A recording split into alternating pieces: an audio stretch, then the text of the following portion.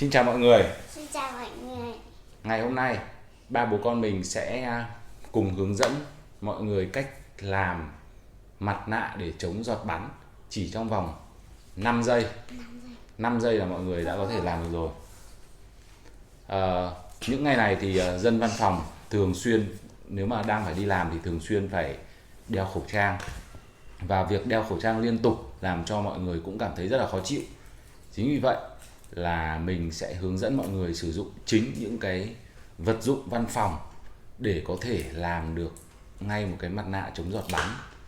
Ngày hôm nay thì mình cũng tìm trong đống đồ nghề gọi là văn phòng của mình, thì mình có tìm được mấy cái vật dụng có thể làm được khẩu trang, làm mặt nạ chống giọt bắn. Ví dụ như là một cái classer như này là có thể làm được một cái mặt nạ này, hay là một số những cái tài liệu mà mình đóng tập ấy, thì thường hay có một cái mica trong như này, thì nó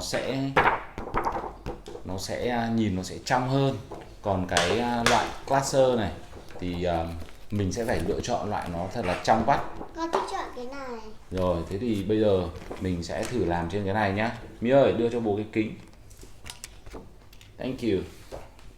Rồi, xin lỗi là mình đang không có kính cận, cho nên là mình sẽ không Đi ra, bẩn cái giờ. mình sẽ không sử dụng kính cận được, nhưng mà mình sẽ sử dụng tạm này nhá. Nhưng con không biết làm khẩu trang. Ngày hôm nay mình sẽ chỉ hướng dẫn mọi người làm cái này thôi. Khẩu trang đâu, nhưng con muốn làm.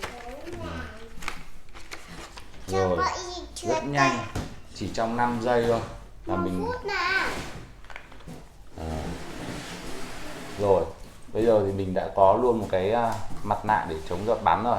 Còn nếu như mọi người không thể mua được cái mica này, mọi người không mua được, thì mọi người có thể dùng những cái classer này và làm gì? Xoa cho bố mượn kéo. Mình sẽ sử dụng kéo ấy để mình sẽ cắt khoét ở những cái phần mắt này, thì là đảm bảo là mọi người vẫn sẽ nhìn được rất là rõ. Rồi, một chút chia sẻ cả mọi người để có thể là an toàn làm việc trong những cái ngày dịch bệnh khó khăn. Xin chào mọi người, hẹn gặp lại.